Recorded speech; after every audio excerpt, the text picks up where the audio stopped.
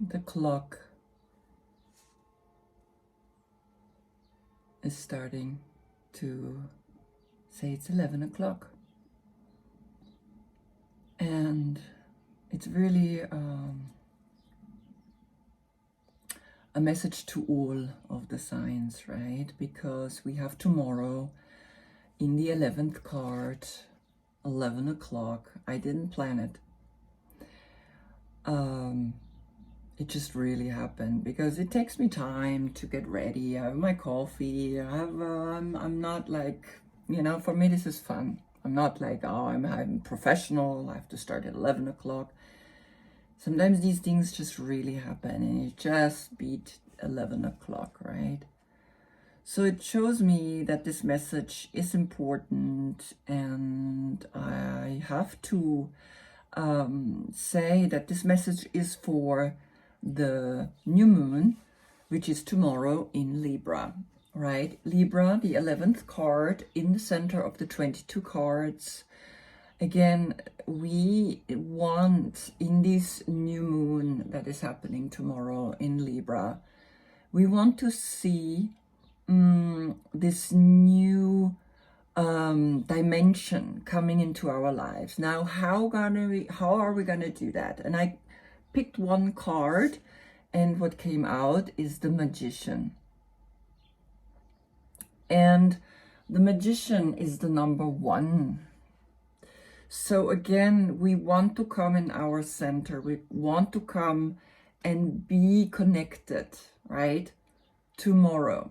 Now, why am I doing this video? So I meditated last night, and it came to me that that I realized that for a lot of people, it's difficult to let go of something, right? We all know we have something within us that's maybe not so, how would I say it? Like, we maybe don't like that we eat a lot of sugar or sweets.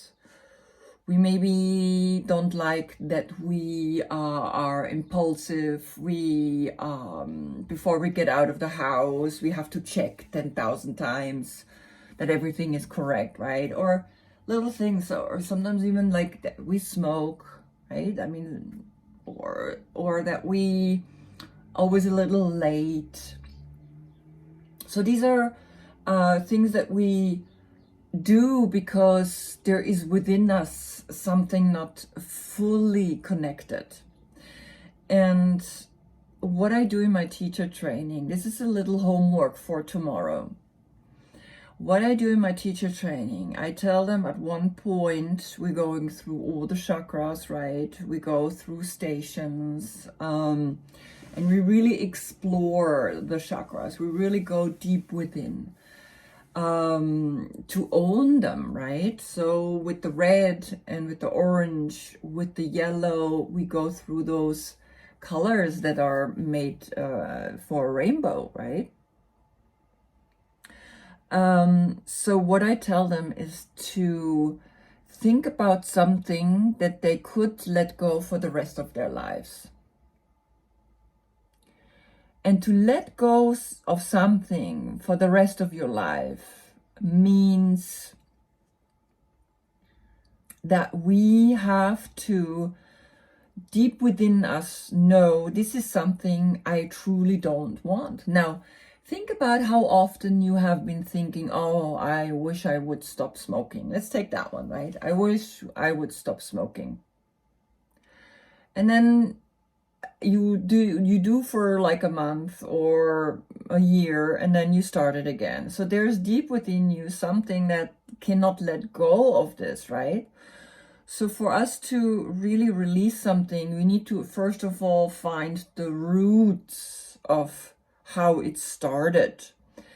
Same with this compulsive way of checking things all the time, or with the fact that we have to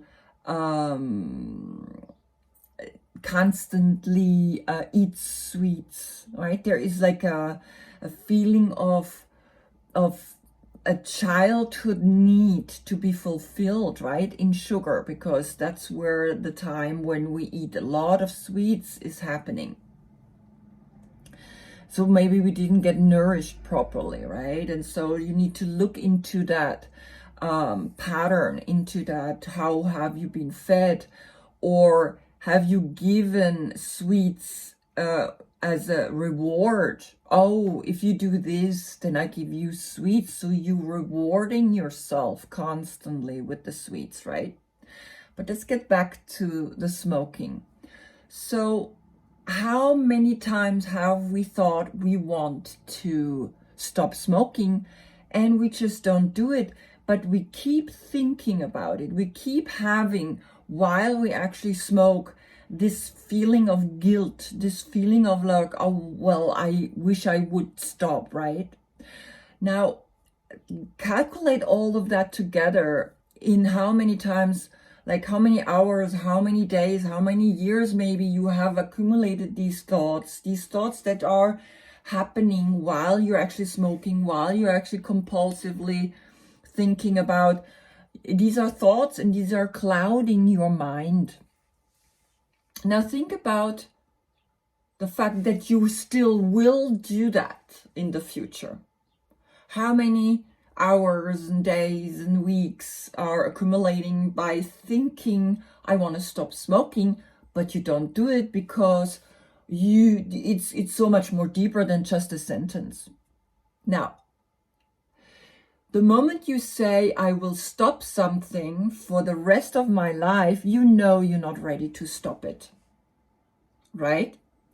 It's just, there's this inner feeling of like, no, I can't. I know I can't. So then do it consciously. I invite you to say, okay, I cannot stop smoking, but then I smoke consciously. First of all, I found out, when was my first cigarette? What was included there? Was it in the secret? Was it with other children? Because it always starts with children. Was it something cool? Was it something because you imitated someone and you wanted to be like them? Was it forbidden and that gave you a thrill? What was that first cigarette like, right? So go deep within. Then notice when you get the urge to want to smoke that cigarette, that what's the situation happening right there, right? Is it again a feeling of, well, I want to be cool, or I want to give myself a thrill, or I want to give myself a break, right? That's what a lot of people do when they work in businesses where they would go on a cigarette break. It's legitimate to say, I'm going to go and smoke a cigarette. It's not legitimate to say, I want to go out and get some fresh air. What's wrong with that, right? Or I want to go and get a coffee. That's the next new thing, right? So we drink a lot of coffee because we need these breaks. Instead, take a break and really take a break. Go outside, sit on a bench, go in nature, sit under a tree and close your eyes and take a moment for yourself and take a moment to be with yourself and release and let go. And this is what I ask you to do, to find that one thing and think about if you could let it go, right? Really think about it for the rest of your life, never ever again doing it. When you cut away that one thing that you want to let go and you weren't able to let go, now you know that it's something within you that's so much more stuck. And to understand the correlation of the meaning of the 11th is that we have to see the number 10, the Wheel of Fortune, that's right before the 11th card. Now, here we have the Wheel of Fortune, the T-A-R-O, right? Tarot, or Arot, or Ator, Rato, Rato, Rato, Rota, and we have Orat, Otar, Tarot, Torah. And you can see this is the symbolism of the feminine right here, this pink, where she's right in front balancing on the symbol of Libra. So here we have a bigger circle with the universe within it, right? And in it, it spins. So the oxymoron of this situation is that this spinning, this changing is constant. An oxymoron is when I say I'm walking slowly, fast. I am eating a cold, hot meal, for example, right? I'm just trying to make it up. So these two opposites, right? This yang and yin, right?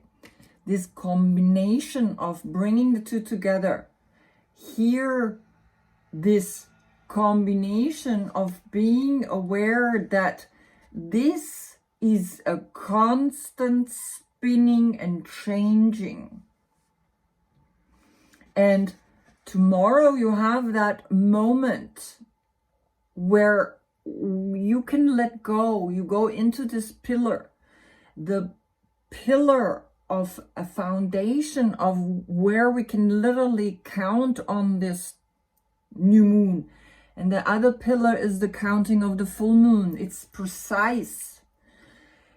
Libra is not just, Libra is precise. And in that preciseness, she's able to hold herself on her fingertips in front of her heart, in her own equilibrium, so that we down here understand this huge rotation of the universe is always there, is always functioning. It's always moving and changing and up and down and inhale and exhale and inhale and exhale and black and white and man and woman.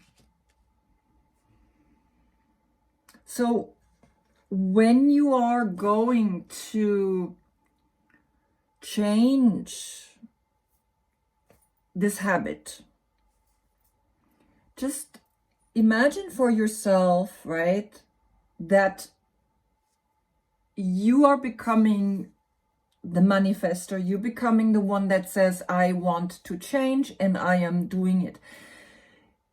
The seed, right? When we look at the seed,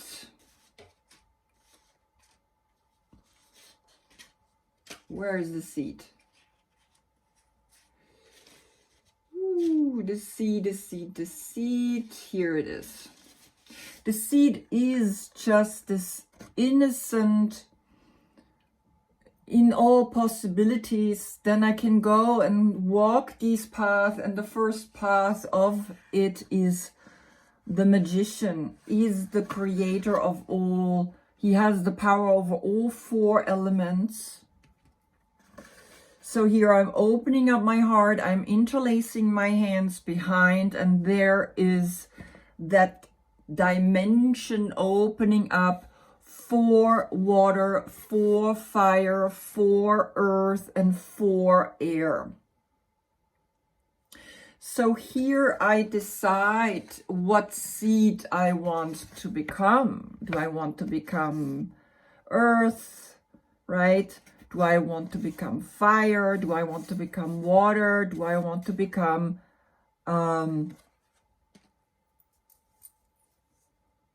air, thoughts? So if you want to change something in your mind, let's say it's not something like smoking a cigarette, because you're already at that point where you're like, I don't smoke, and I just have this one negative sentence in my head. Let's say I'm not good enough. Write that sentence with your right hand side, right? If you're right handed, write, I am not good enough. Then take the pen and write with your left hand the positive sentence, I am good enough, right? Doesn't matter. I am good. And write it so long that you actually write on your left the same way that you have written the negative on your right hand. If your left hand, of course, do it the other way around, which means you start noticing it takes time to form a new habit. It takes time for you to write on your left the positive sentence about what you want to achieve. So that's right, this awareness of when we come tomorrow into the new moon of Libra, we have the possibility of the wheel is spinning, and also know you want to end something. That's how you know that you really are able to end it, because we have after Libra is Scorpio, the death card.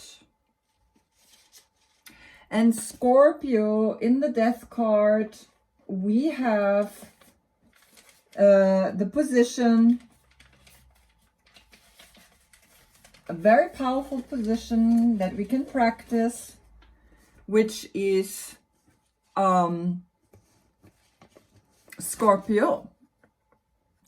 This position, if you take it, you let go of the mind, you let go of that which has been conditioned, and you allow the feet to take over, because your feet are connected to your eyes. Only because there is light, we have developed eyes. Only because there is earth, we have developed a mouth and we eat, right? The 5 elements create the 5 senses. And so here we take over, the feet are taking over, which are connected to your eyes, and the eyes, right, see so much. And because we see so much, we are overwhelmed. So take over this position, right, which comes right after, not really right after, right? There is, of course, the Hanged Man between, but it's the pre-stationary situation to the death card. But here in Scorpio, right, in Scorpio, this is in the zodiac sign, the next card after Libra. After Libra comes Scorpio, November. Yeah, so know that the wheel is spinning, that the zodiac sign, the sun is moving through the signs, and we are able to move now into the 11th card, into the center of all the 22 cards. And now we are in a profound shift towards this explosion, right? This like letting go, but also being very focused in this death, right? In this dying of the old, so that a new cycle can appear, can come to us. And then after that comes the liberation, comes another beautiful card, which is Sagittarius, right? And in Sagittarius, we're going deep down. Where is it? I have it. Ay, ay, ay, ay, ay. We're going deep down. No, it's not here. Where are you, beautiful card? Ay, ay, ay, ay, ay. Don't find it. What's happening? Anyway, don't find it. Very sorry. Maybe I have... Sometimes they get stuck on the back of a card. And I'm looking and looking and looking and I don't find it. And then later I'm like, oh, well, there it is, right? Here, exactly. It was stuck on another card, right? So we have the Wheel of Fortune. We have Libra. We have Scorpio, right? We have that explosion. And then we finally are becoming that angel, the Sagittarius. We're going deep down. This I still have to draw on water paper, right? It's a different, this was just a test. This is the next card that I'm painting. Good. And so write with your left hand the positive sentence until you can write it as well, as good as the sentence you wrote on the right side. So I see you tomorrow. One more time, I will do a quick go through all the zodiac signs and show you maybe what you can let go. Maybe it will come up through the cards. So this is just a pre-work, pre-understanding for tomorrow, for this new moon in Libra. Thank you for watching. Namaste.